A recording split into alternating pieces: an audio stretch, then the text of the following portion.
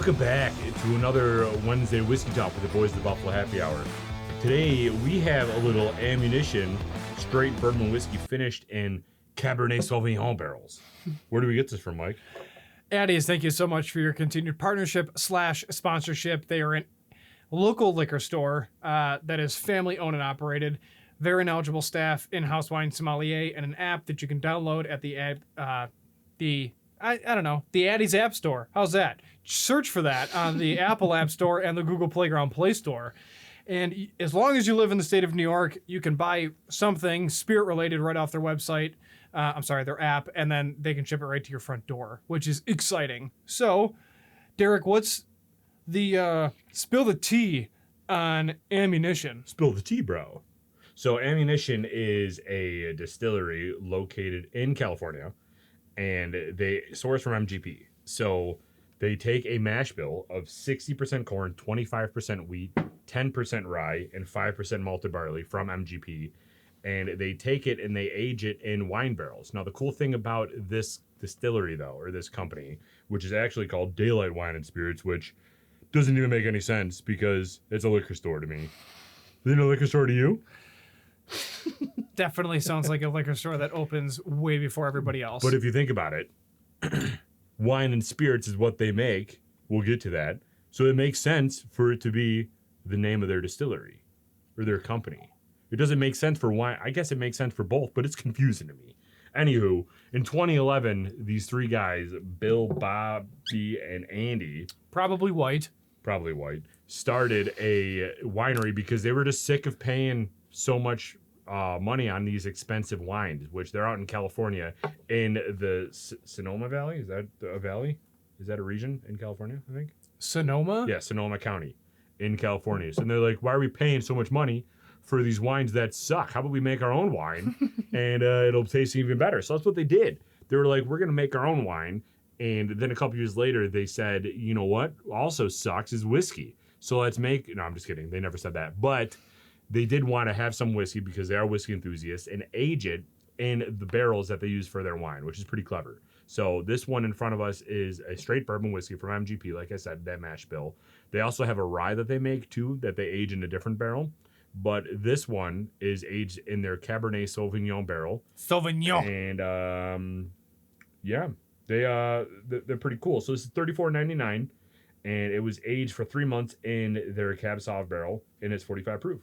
Blended for 2 to 4 years, whiskey aged 2 to 4 years, and yeah. What's the mash bill?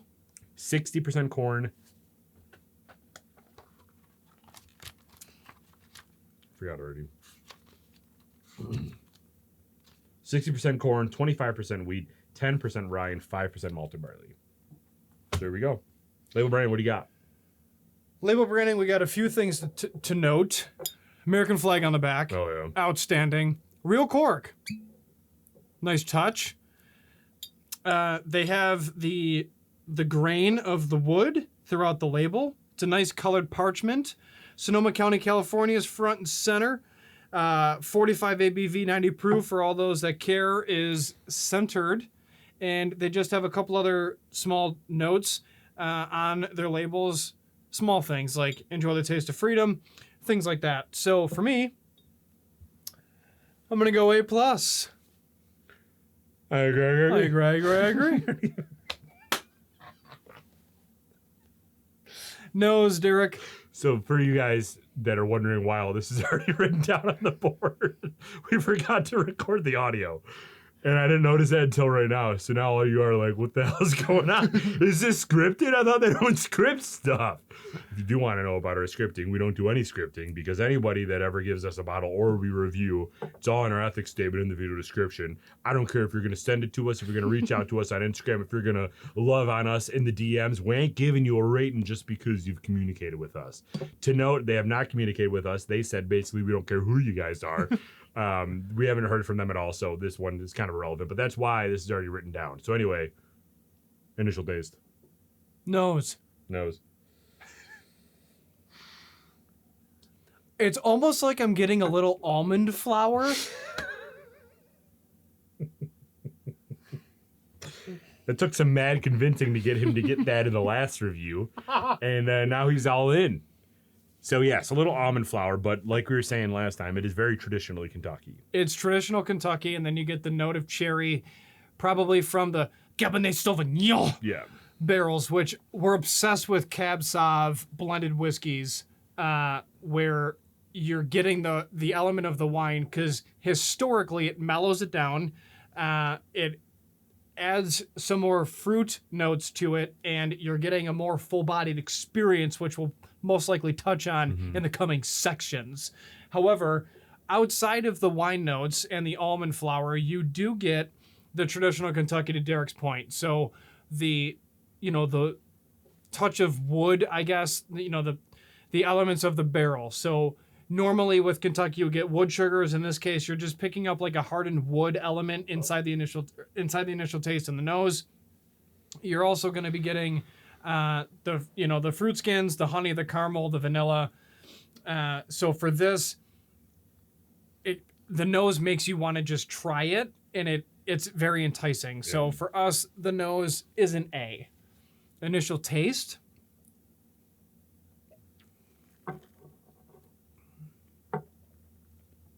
Boom. So you do get the wine cask that mellows down the whiskey. It's a 90 proof, so there's some bite to it, but it's very mellowed out afterwards. It's nice. You're not necessarily drinking fire, right? So it's not overpowering. Makes you salivate, coat your mouth. It is full body. It's viscous. For me, on the initial taste, I'm still getting the traditional Kentucky notes between the vanilla, the caramel, and the wood sugar. But I do like the fact that you're getting the cherry, the almond, as well inside the initial taste. My only hope is that the ending note isn't basically phased out and it's all front heavy. I can't really express in truest words how I feel about one-dimensional products, but when they just immediately dissipate after the initial taste and there's nothing on the back end, it's so anticlimactic. So we'll get to the ending note in a minute, but so far so good. Yeah, I do feel very happy about this product, because when you get a product that is finished in a wine barrel, sometimes they overdo it. Yeah. And it's just way too heavy on that red wine, because they were like, yeah, this is finished in a wine barrel. Let's really go hard on it. And then it just ruins it, because you can taste that it's like not a bourbon. If you put this in front of me and you didn't tell me that it was aged in a wine barrel, I probably wouldn't have said this is definitely in a wine barrel. It would have made me think a little bit, because to me it's just like a bourbon that has a little cherry note to it or a little plum note to it. This is very well rounded, and I think that 3 months that they have it aged in that Cab Sauv barrel is almost perfect. And that combined with the proof, I think gives you that taste that they were at least looking for. Does it lack a little bit? Do I think, we'll get to the ending note, but to me this tastes like a traditional Kentucky bourbon that was finished in a wine barrel. And I guess I was kind of hoping, when I knew that they were in Sonoma County, that there would be a little bit more of a West Coast taste or something a little bit more unique than just a Kentucky bourbon finished in wine. But I mean, we'll get to that on the ending note. So B+, we gave it an initial taste. I do think that that's very fair. It didn't give me anything that I would be like, oh, this is an A for sure. I agree. I agree. All right, so now to the new stuff. Ending note. Ending note, I'm getting the baking spice, a little bit of pepper, not like a touch of leather, but I don't know, like a very small element of leather, which I'm all about, just because that to me makes it a little bit more dimensional and versatile in what you can use this for, whether it's a pairing with a cigar, whether it's with a cocktail, whether you're drinking it neat, or on the rocks. I think that this ending note does exist, which is nice, because even if you were to put it with a slow melt ice cube, if that's your thing, you're still going to be able to taste something, which is really nice. And you just added the non-homogeneous, homogeneous stem lock, leaf lock water. What did it do? Basically, it eliminated the initial taste, and that doesn't make sense, but it front-loaded the ending note, or pronounced the ending note, I guess I should say. Okay. Because I think that before I added the water, I was searching hard for that ending note. And when you add the water in, it takes out all those flavor, like those wine characteristics, and it kind of just leaves you with a watery initial taste, but then a really heavy MGP bourbon after ending note. Good deal. So B minus. B minus. I agree. I agree. Yeah, I agree. I agree. All right. Final rating.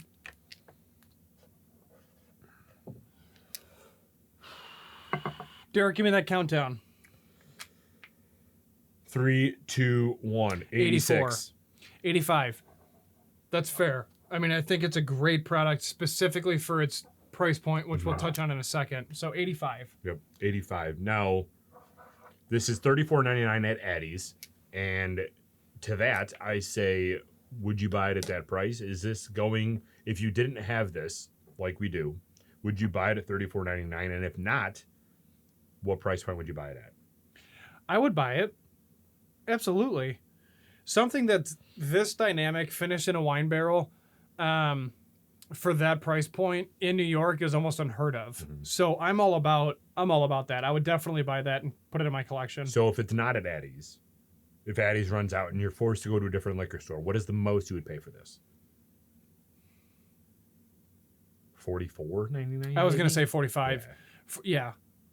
Because it would never be priced at 50. Yeah. No, So- this isn't a 50 product. No. So 45. This is a great option under $50. Yeah. Honestly. So yeah. Cool. Well, thank you, everybody. Thanks for tuning in to today's whiskey review of Ammunition, straight bourbon whiskey finished in a Cabernet Sauvignon barrel.